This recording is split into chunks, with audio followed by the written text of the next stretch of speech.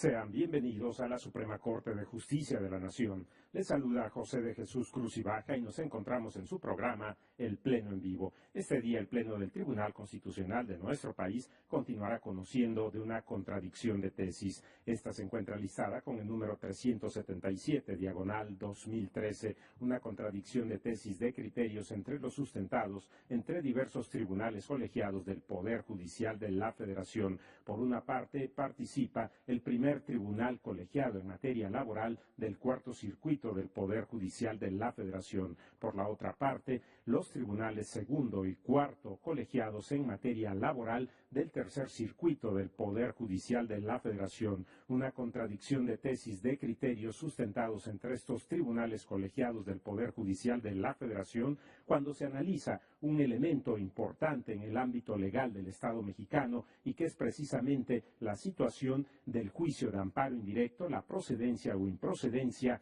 cuando hay una desestimación de la falta de personalidad en un juicio laboral, en este caso de la parte demandada, y que plantea elementos importantes en el ámbito del juicio de amparo indirecto y que se vinculan con lo que establece el artículo 107, fracción quinta de la Ley de Amparo, y por otra parte, importante para el estudio de este asunto también, lo que establece la jurisprudencia número 4, diagonal 2001, del Pleno de la Suprema Corte de Justicia de la Nación respecto de la procedencia del juicio de amparo indirecto en esta materia. El artículo 107, fracción quinta, establece precisamente la procedencia del juicio de amparo indirecto contra actos en el juicio que planteen la imposible reparación y que establecen precisamente una afectación a los derechos sustantivos. En el caso es la determinación de si en este asunto de la personalidad que hemos comentado con ustedes aplica o no la situación de procedencia o improcedencia del juicio de amparo indirecto. Esto vinculado precisamente a cuál es la imposible reparación como uno de los elementos importantes en estos actos de juicio y cuáles son los efectos. Si hay una afectación directa a derechos sustantivos, es la procedencia del juicio de amparo indirecto, en caso contrario, la improcedencia, planteándose, por otra parte, en la jurisprudencia número 4, diagonal 2001, la procedencia del juicio de amparo indirecto en esta materia. Esto es lo que se pondera en el Pleno de la Suprema Corte de Justicia de la Nación y los argumentos en pro de lo que es precisamente el juicio de amparo indirecto en estos casos, o también la situación de la improcedencia respecto de las consideraciones que marca la fracción quinta del artículo 107 de la Ley de Amparo, que es el elemento sustancial en este caso en lo que establece la ley, y por la otra parte la situación de los criterios de determinados tribunales colegiados del Poder Judicial de la Federación que argumentaron en lo que consideran es este punto fundamental de la jurisprudencia número 4, diagonal 2001. Son los dos elementos que en este caso se plantean en la contradicción de tesis número 377, diagonal 2013, que analiza en esta sesión ordinaria el Tribunal Constitucional de nuestro país. En este momento iremos a una pausa y volvemos con ustedes con más comentarios al respecto. Vamos a la pausa.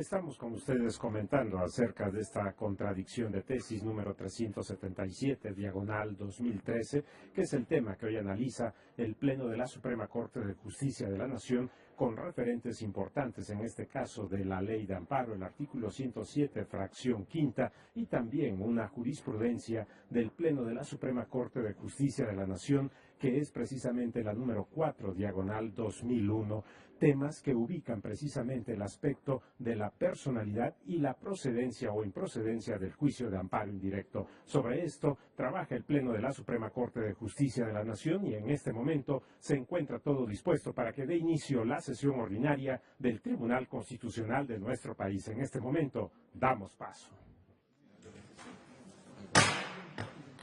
Se abre la sesión pública ordinaria correspondiente al día de hoy. Informe, señor secretario, por favor. Sí, señor ministro presidente. Se somete a su consideración el proyecto de acta de la sesión pública número 33 ordinaria, celebrada el jueves 20 de marzo del año en curso. Señoras y señores ministros, está a su consideración el acta con la que se ha dado cuenta. Si no hay algún comentario, alguna observación, les consulto, se aprueba en forma económica. Está aprobada. Señor secretario, continuamos. Sí, señor. Se somete a su consideración el proyecto relativo a la contradicción de tesis 377/2013 entre las sustentadas por el primer tribunal colegiado en materia de trabajo del cuarto circuito y el segundo y cuarto tribunales colegiados en materia de trabajo del tercer circuito, bajo la ponencia del señor ministro Franco González Salas y conforme a los puntos resolutivos a los que se dio lectura en sesión anterior. Gracias, señor secretario. Bien, vamos a continuar con la discusión de esta contradicción de tesis 377. Ya se han venido pronunciando, haciendo sus comentarios algunos señores ministros, las señoras y señores ministros. Está a la consideración para efecto de la continuación de ustedes. Señor ministro Alfredo Gutiérrez Ortiz Mena. Gracias, presidente. En mi intervención anterior me pronuncié sobre si debería de seguir vigente la jurisprudencia o no. Me parece que gran parte de la discusión de la sesión anterior tomó un rumbo distinto hacia el fondo de la jurisprudencia y en ese sentido me gustaría pronunciarme el día de hoy. Para ese efecto preparé un escrito. He escuchado con atención las participaciones de los señores ministros que se han pronunciado en contra del proyecto del ministro Franco, las que he considerado detenidamente. Sin embargo, luego de revisar las razones aquí manifestadas, mantengo mi convencimiento de reiterar el sentido de mi voto a favor de la consulta por las razones que ahora procedo a manifestar.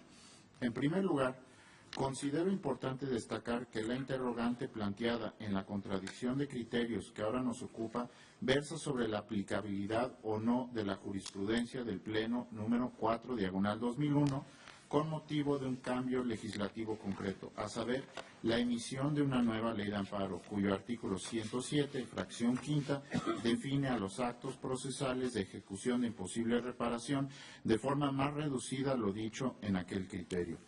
Este interrogante concreta plantea una disyuntiva precisa a esta Corte, a saber, debe prevalecer la interpretación más amplia sustentada por este Tribunal Pleno en la referida jurisprudencia del concepto de acto de ejecución de imposible reparación contenido en la norma constitucional, o debe prevalecer la nueva definición legislativa más reducida introducida por el legislador secundario.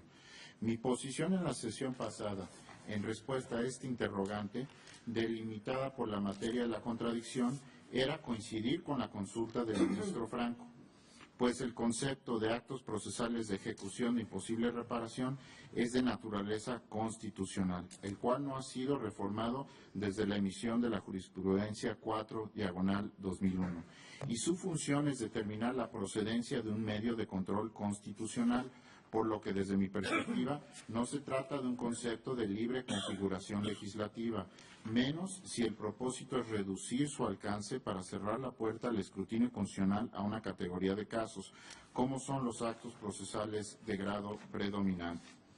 Sobre esta posición inicial, estimo necesario aclarar que mi votación no contradice la resolución de este Tribunal Pleno emitida en la solicitud de modificación de jurisprudencia 13/2011, el 8 de enero de 2013, asunto en la que voté a favor del proyecto del ministro Aguilar Morales, pues en aquella ocasión la interrogante era distinta, a saber, determinar si existían razones suficientes para modificar la jurisprudencia 108/2005 de la primera sala, que determinó que no procede el amparo indirecto contra la resolución que confirma la resolución que declara infundada la excepción de la procedencia de la vía, cuestión en la que coincidí con la mayoría por la negativa de la modificación.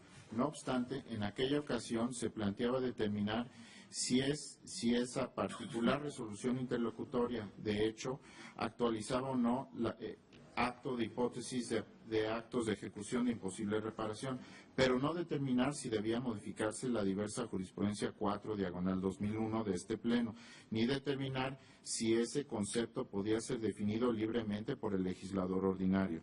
La diferencia de temas de ambos asuntos se comprueba, pues en esa época aún no se aprobaba la nueva ley de amparo, por lo que incluso se formuló la interrogante en el sentido de determinar si con la referida interlocutoria relativa a la improcedencia de la vía se surgía el supuesto de procedencia del artículo 114, fracción cuarta de la Ley de Amparo abrogada, precepto que recogía el concepto de actos procesales de ejecución de imposible reparación sin definirlo, por lo que se estimaba que su contenido era objeto de interpretación de esta Corte.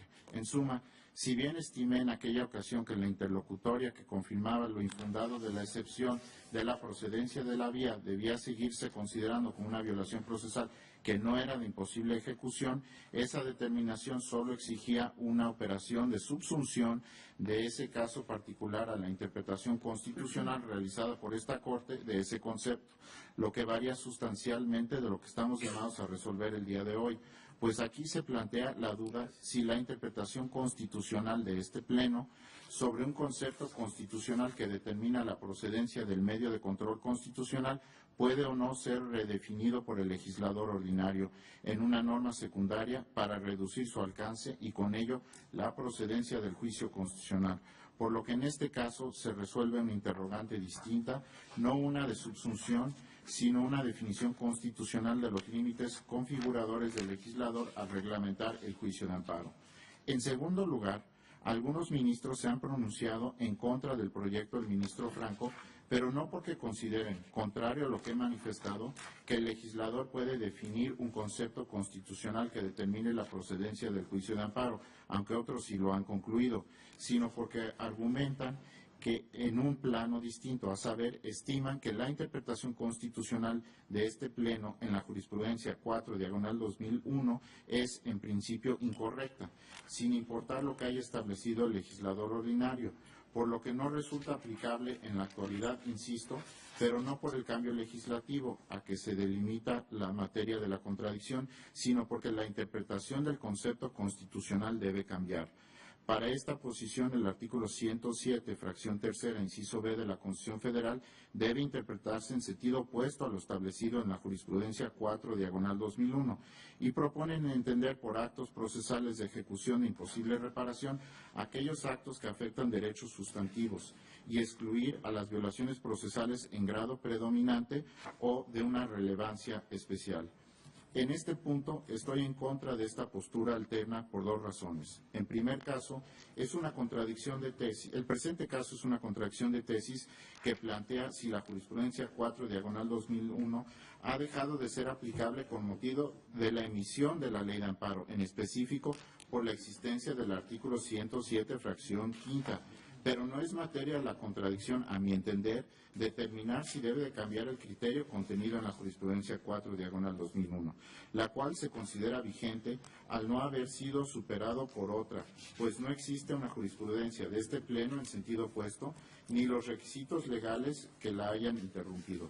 Por el contrario, como ahora procedo a demostrar, los últimos criterios de este Pleno demuestran una aplicación continuada de esta clasificación. Así, considerando que no puede ser materia de revisión el criterio de fondo, pues solo puede ser materia de la vía correspondiente, que es la solicitud de modificación de jurisprudencia, la que se debe tramitar en términos del artículo 230, fracción tercera, la nueva ley de amparo, y en su caso de estimarse que la modificación es procedente, se requiere una votación calificada de 8 votos de los integrantes de este Pleno. En esta línea de argumentación, estimo necesario precisar que no existe una superación del criterio de fondo que interpreta el artículo 107, fracción tercera, inciso B constitucional, contenido en la jurisprudencia 4/2001, pues justo recientemente este Pleno, por mayoría de sus integrantes, implícitamente utilizó este criterio al sostener que no procedía el sobreseimiento del amparo indirecto promovido en contra del arraigo, por cambio de situación jurídica, cuando se sustituyera el acto reclamado por orden de aprehensión, pues aunque ya no existiera una violación que trascendiera el derecho sustantivo de la libertad personal, se sostuvo que existía un perjuicio procesal relevante que sostenía la procedencia de la acción constitucional. En este sentido, el ministro Cosío Insistió en que esto se debía porque en el arraigo existen dos momentos de afectación relevantes, con lo cual coincidimos la mayoría de los integrantes de este pleno. En efecto, al resolverse el pasado 6 de marzo los amparos en revisión 546/2011, 545/2012, bajo la ponencia del ministro Cosío, así como al analizarse en esta misma sesión el amparo en revisión 164/2013 y en la diversa sesión del pasado 10 de marzo de 2013 el amparo directo en revisión 1250/2012, estos dos últimos asuntos bajo la ponencia del ministro Pardo, este tribunal pleno por mayoría de 6 votos determinó que no podía sobreseerse el amparo indirecto cuando se impugnara el arraigo y ya hubiera operado cambio de situación jurídica. Si bien no se explicitó que la determinación de procedencia se debiera a que subsistiera una violación procesal predominante, sí se coincidió en que ya no subsistía la violación trascendente al derecho sustantivo de la libertad personal.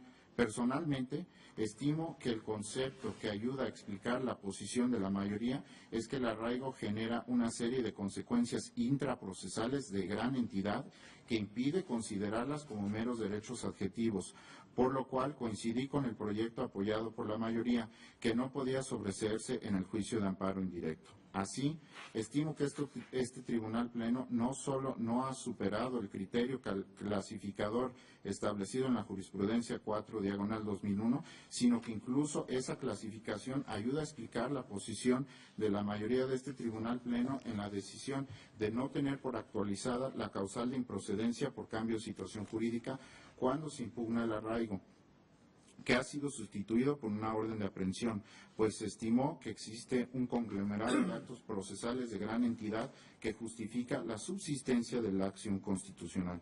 Por estas razones, no puedo coincidir con la posición de los señores ministros que se han pronunciado en contra del proyecto que ahora nos propone el ministro Franco, pues estimo que no pueden revisarse el fondo de la jurisprudencia 4/2001 por no ser la vía idónea, además que estimo que el criterio ahí contenido en sus méritos debe permanecer, pues sostiene diversos criterios recientemente aprobados por este Pleno. Gracias, presidente. Usted, señor ministro Alfredo Gutiérrez Cortés. Señor ministro José Ramón Cosío. Gracias, señor presidente. Le aviso a la presidencia, no estuve el jueves pasado en la sesión, pero puse de las actas de la discusión que ustedes tuvieron el jueves pasado. Yo también estoy en contra del proyecto. Quiero señalar algunas cuestiones. En primer lugar, me parece que no estamos discutiendo el tema general de la procedencia del amparo indirecto respecto a determinadas actuaciones o todas las actuaciones que se dan en el proceso o en un proceso, sino específicamente respecto a la excepción de falta de personalidad y tal vez acotado esto a la materia laboral. Pues si no, me parece que vamos a discutir como si tuviéramos que emitir en este momento una teoría general de la procedencia del amparo directo contra este tipo de actos, y creo que esto no es, o al menos yo no lo vislumbro así. Con esta condición particular, me hago cargo del argumento que estaba planteando el ministro Gutiérrez hace un momento en cuanto a la condición del arraigo y las pruebas que se generaran en ese sentido. Si precisamente en el arraigo tenía dos momentos, en el momento de la detención y el momento en donde ciertas pruebas, por la relación directa, como lo establecimos en esos amparos, quedaron contaminadas, creo que en este caso concreto hay una diferencia central, que es el desechamiento de una excepción de falta de personalidad, que desde luego está planteando el demandado ante lo que considera, y su propio nombre lo dice, la falta de personalidad de quien está promoviéndole un juicio. Creo que hay diferencias importantes sustantivas y desde luego procesales, y más aún en los efectos entre uno y otro caso, por lo cual a mí el argumento que plantea con mucho ingenio el ministro Gutiérrez, no siento que me compela a tener que votar en ese sentido. Creo que son, insisto, cuestiones diferenciadas. Este tema lo hemos discutido mucho, tanto desde que algunos de los aquí presentes fuimos secretarios de Estudio y Cuenta en épocas ya transcurridas, pasadas. Desde la octava época tuvimos esta discusión y hemos estado, me parece que intermitentemente, discutiendo con esta cuestión. Yo no creo que aquí el problema sea si se quedan sin reparar o no se quedan sin reparar ciertas violaciones procesales. Creo que el asunto está simple y sencillamente en qué momento estas violaciones procesales se pueden argumentar en materia del amparo para lograr su convalidación en un caso o su sustitución por otra actuación procesal, específicamente en este desechamiento de la excepción de falta de personalidad. Como yo observo el problema y lo tomo de acuerdo con lo que ustedes mismos estuvieron discutiendo el jueves pasado, creo que quienes están sosteniendo las virtudes del proyecto lo están haciendo a partir de lo dispuesto en el inciso B de la fracción tercera, desde luego del nuevo artículo 107 constitucional, y ahí se nos dice que procederá este amparo contra actos en juicio cuya ejecución sea de imposible reparación, fuera de juicio después de concluido, una vez agotados los recursos que en su caso procedan. Creo que aquí el tema central es darle contenido a esta expresión constitucional de actos en juicio cuya ejecución sea de imposible reparación. Y desde luego esto nos lleva a darle contenido a una expresión vaga, como son muchas expresiones constitucionales, de cuando un acto tiene una imposible reparación. Yo creo, y lo expresaron bien algunos de los señores ministros, me pareció muy puntual la exposición, pues realmente todos los que estuvieron en contra del proyecto, que la propia fracción quinta del artículo 107 de la nueva ley de amparo, con la cual tenemos que resolver, está señalando que estos actos de imposible reparación son los que afecten materialmente derechos sustantivos tutelados en la Constitución. Y mi impresión es que, con independencia del modelo que se planteó con la comisión del año 99 de tratar de darle una concentración al juicio de amparo directo para efecto de que la mayor cantidad de violaciones procesales posibles se concentraran en ese amparo directo y no se pulverizaran en una gran cantidad de incidencias, por llamarlo de esta manera, en el proceso, sino que fuéramos llegando a un proceso más concentrado, creo que aquí hay una definición puntual de afectación material de derechos sustantivos tutelados en la Constitución.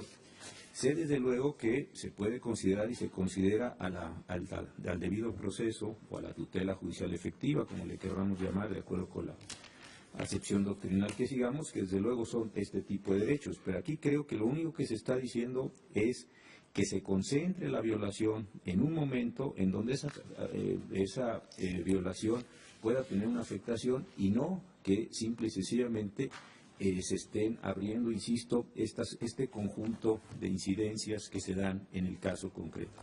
Igualmente, la solución que se buscó por algunos compañeros, también muy interesante, prevista en el penúltimo párrafo de la fracción primera del artículo 170 de la Ley de Amparo, en el sentido de reparaciones posibles por no afectar derechos sustantivos ni constituir violaciones procesales relevantes. Yo me pregunto si en este sentido y bajo esta óptica el desechamiento de una excepción de falta de personalidad tiene esa naturaleza relevante como para abrir la lógica o romper la lógica general del juicio de amparo en su concentración.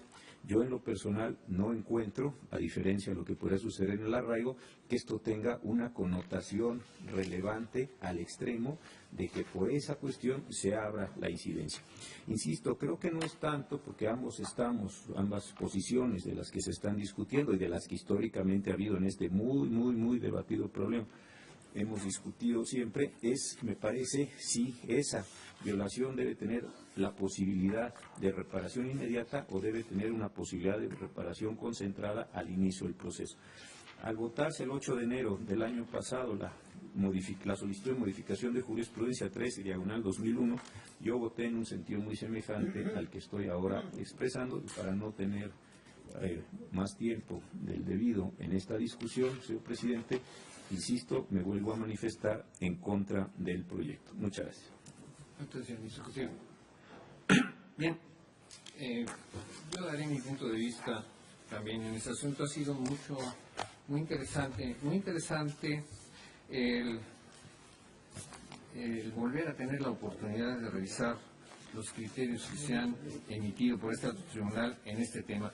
Ya ahora inmediatamente antes de esta participación, el ministro Cosío nos recordaba, vamos, que hemos venido transitando, se remontó a cuando era secretario de Estudio y Cuenta, y esto yo lo transporto para yo, y entonces ahí nos llevamos otros años también de ventaja en este transitar de los criterios.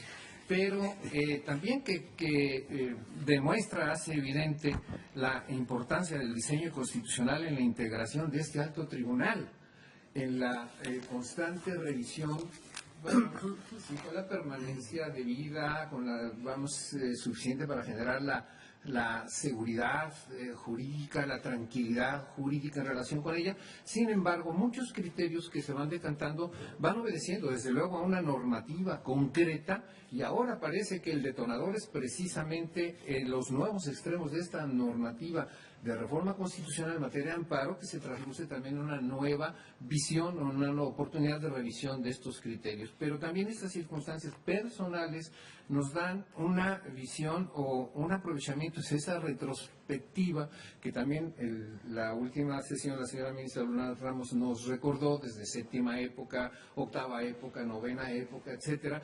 Y a mí en lo particular, y perdón la primera persona, pero aquí sí es insoslayable, como algunos de los compañeros, ya pocos compañeros, yo creo que es la señora ministra, donde en el 2001 transitamos en esta discusión, precisamente que obedecía a, no a conceptos vacíos, sino a conceptos prácticos, fundamentalmente en los temas a que se constriñe este criterio que estamos ahorita abordando, que es el tema de personalidad, procedencia del amparo indirecto en materia laboral, donde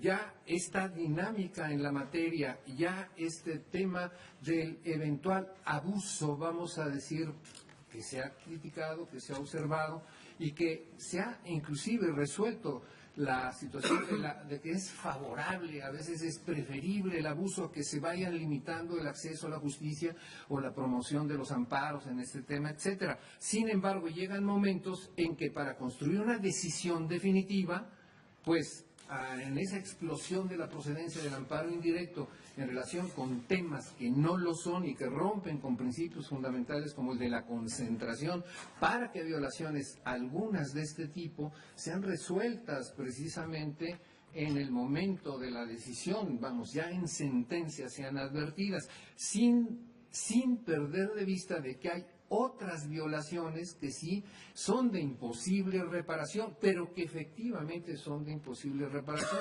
Eso ha llevado inclusive a hacer clasificaciones doctrinarias a partir de las decisiones jurisdiccionales en, los problemas sustantivos, problemas adjetivos, a veces separándolos radicalmente, a veces haciendo combinaciones, admitiendo que los problemas adjetivos, a veces en las violaciones al procedimiento, son más graves y trascendentes que una violación sustantiva. Conectado ahora con derechos humanos, también es otro tipo de perspectiva, otro tipo de visión. Bien, en el análisis de su servidor en relación con ello, yo habré de decirles, muchos de ustedes lo supieron, yo en un principio tenía la simpatía con el proyecto, pero se fue decantando de tal manera que nos fuimos a los criterios como todos ustedes, y yo sí me convenzo ahora de que en el tema concreto de procedencia de amparo indirecto, en tema de personalidad, en materia laboral, me lleva a estar en contra del proyecto. Me llega a estar en contra del proyecto, las razones que justificaron la excepción de la tesis 2001, lo único, desde mi particular punto de vista y a función de estadísticas, ha sido la complicación total, ha sido contraria a la intención que este Tribunal Pleno, o animó a este Tribunal Pleno, a advertir esa situación de excepción en el criterio ordinario de la procedencia, el amparo indirecto y el amparo directo. Realmente se ha revertido en perjuicio de los justiciables esta situación en este tema concreto. De esta suerte, yo sí me pronunciaría en contra, respetuosamente y con estas salvedades que he señalado, en contra del proyecto, en el sentido que el juicio de amparo indirecto es improcedente contra resoluciones que versen en cuestiones de personalidad en la materia laboral, tal y como lo señala la tesis del criterio concreto, que fue materia de esta contradicción de criterios, y así votaré. Está la consideración. Señor presidente, sí. Señor ministro Pérez Dayán, Perdón, señor ministro ponente, la palabra se la debe dar como conclusión, pero me salté al ministro Pérez Dayán. Una disculpa, señor. Gracias, señor presidente. La intervención muy puntual del señor ministro Alfredo Gutiérrez Ortiz Mena me llevó a generar una gran inquietud y luego una gran preocupación. Él se refirió muy particularmente a la fijación de la contradicción que tenemos en análisis. Digo que ya eso se volvió preocupación porque recordé la participación del señor ministro Arturo Saldívar cuando informó acerca de su pensamiento en cuanto a que el establecimiento de una improcedencia es de orden constitucional y el legislador, por consecuencia, el legislador ordinario, no tiene la posibilidad de adicionar esta figura en la norma que desarrolla el texto de la Constitución, en tanto, a su parecer, solo es el texto supremo quien puede impedir el ejercicio de esta acción constitucional. Lo cierto es que ya la consulta inmediata del documento presentado por el señor ministro Franco sí aterriza específicamente en el tema que yo consideraba es motivo de contradicción y no así el que se sugirió sobre si hay libre configuración del legislador para desarrollar un tema de improcedencias establecido en la Constitución. Palabras más, palabras menos, el ministro Gutiérrez Ortiz Mena nos hacía la reflexión de su voto, su razonamiento sobre la base de esta posibilidad de libre configuración y si es posible o no someter a un escrutinio estricto una determinación de esta naturaleza. Pero ya la consulta directa, como yo lo refería, de la contradicción de tesis me permitió confirmar lo que en un primer momento yo había considerado. Esto es que los tribunales que entraron en la contradicción la generaron a propósito del nuevo texto de la ley de amparo. Esto es, no visualizaron dentro del punto de contacto la posibilidad o no de la libertad de configuración que le corresponde al legislador en el desarrollo de una improcedencia contenida en el texto de la Constitución. Y lo digo, si ustedes me lo permiten, leyendo precisamente la parte de este proyecto en la que así se demuestra. En la hoja 20 se dice, en consecuencia, debe decirse que en la especie sí existe contradicción de tesis, ya que de las ejecutorias transcritas se evidencia que el primer tribunal colegiado en materia de trabajo del cuarto circuito, así como el segundo y cuarto tribunales colegiados en materia de trabajo del tercer circuito, examinaron una misma cuestión jurídica, consistente en determinar sobre la procedencia del juicio de amparo indirecto promovido en contra de la resolución que resolvió desestimar la falta de personalidad de la parte demandada en el juicio laboral y si se considera o no un acto de imposible reparación de conformidad con el texto del artículo 107, fracción quinta de la Ley de Amparo que entró en vigor a partir del 3 de abril de 2003. Este capítulo concluye diciendo, de ahí que concluyeron que el aludido criterio jurisprudencial continúa rigiendo, toda vez que no se contrapone al texto de la nueva Ley de Amparo, al subsistir las razones que el Pleno de esta Suprema Corte de Justicia de la Nación tomó en consideración para determinar la procedencia del juicio de amparo indirecto contra resoluciones que resuelven cuestiones de personalidad. Me parece que es clara la contradicción de tesis y el punto en que ésta se apoya, y es precisamente así, con motivo de la entrada en vigor de la nueva ley, el criterio jurisprudencial de este Tribunal Pleno dejaba de tener vigencia. Mi preocupación radicaba en que, en efecto, la contradicción de tesis se hubiera generado sobre la libertad de configuración del legislador.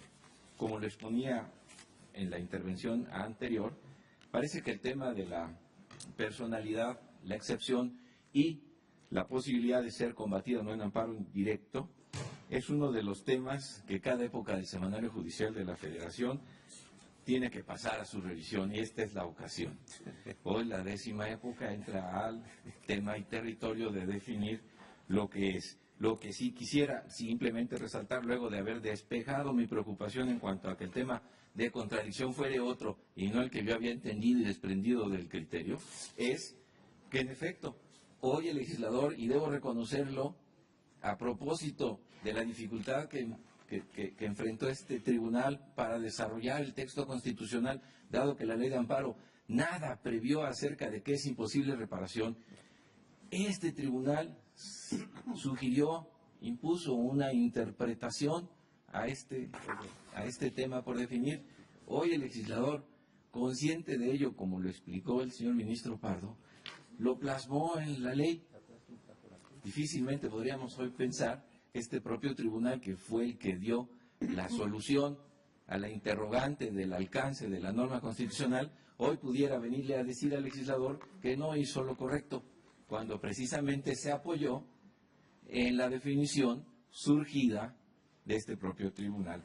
Es así que, no habiendo considerado yo, a diferencia y con todo respeto de lo que dijo el señor ministro Gutiérrez Ortiz Mena, que el punto en contradicción sea diferente, coincido entonces en lo que ya había yo antes expresado. Hoy sí estamos frente a un texto legal que, precisamente en atención al criterio generado desde este tribunal, nos definió y desarrolló el contenido de su previsión genérica respecto de la imposible reparación, y en ese sentido yo estoy en contra del proyecto. Gracias, señor presidente. A usted, señor ministro. Perdón, señor ministro. No, Adelante. muchas gracias, señor presidente. Voy a procurar ser breve porque, tal como lo anuncié desde que hice la presentación de este asunto, este tema ha sido motivo, como aquí se ha reiterado, de diversas revisiones y la verdad es que los criterios han fluctuado. Inclusive hay un criterio de la primera sala tan reciente como de 2011, en donde claramente se señaló que la personalidad de las partes es un presupuesto procesal cuya violación resulta en un acto de ejecución de imposible reparación. Y esta es la definición constitucional. Yo tengo un matiz respecto a que el legislador no podría, en un momento dado, tratar de definir lo que debe entenderse por imposible reparación. Lo que afirmo categóricamente es que, independientemente de lo que diga el legislador, a nosotros nos corresponde hacer la interpretación constitucional de lo que es imposible reparación. Si en este caso hay una mayoría que considera que lo determinado por el legislador, aunque no hubiera definición previa de este pleno, es constitucionalmente válido y es conteste con el sentido de la Constitución, pues ese será el sentido. Pero también podríamos, como lo hemos hecho en muchas ocasiones, diferir de esa definición, aún y aunque hubiera también un precedente de este pleno, con el cambio de integración. De hecho, la tesis que da la base a lo que estamos discutiendo, pues fue votada por la anterior integración, en la cual hoy en día solo quedan dos ministros, el ministro presidente y la ministra Olga Sánchez Cordero, y hoy tenemos una integración totalmente diferente. Y por supuesto, es parte del trabajo de los tribunales constitucionales analizar las cuestiones y reanalizarlas para llegar a la mejor decisión. Yo ahora voy a decir muy brevemente por qué voy a sostener el proyecto. No es el caso, y no lo voy a hacer porque es evidente que ya hay una mayoría en contra del proyecto, referir concretamente la base del asunto del cual surgió el criterio, en donde precisamente se hizo un análisis de la diferencia que hay en la parte que concierne a la personalidad de muchas otras violaciones procesales, llegando a la conclusión de que usaron conceptos en la anterior integración que evidentemente algunos de los ministros de la nueva integración pues no les han satisfecho mucho, pero que lo que pretendió la anterior integración era resaltar que en este caso se estaba presencia de una situación excepcional frente a la regla general. Como yo sí comparto lo que algunos ministros han sostenido, de que la base de nuestro análisis es la Constitución, y no veo un cambio fundamental entre lo que ocurría antes y lo que ocurre ahora, a pesar de la definición de la ley de amparo, por eso seguiré estando con el proyecto en este punto. A mí me parece que la cuestión de personalidad sí tiene características diferentes, porque inclusive puede llevar a la terminación del juicio, cosa que no se da en todas las violaciones procesales, aún siendo muy graves.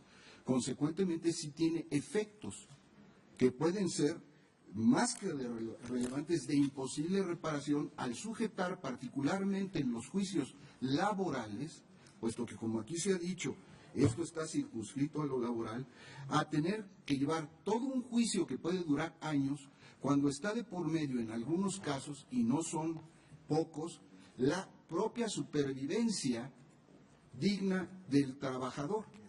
como también puede haber otros casos, y los podría ejemplificar, en donde el patrón queda sujeto a un juicio muy largo que le puede causar perjuicios.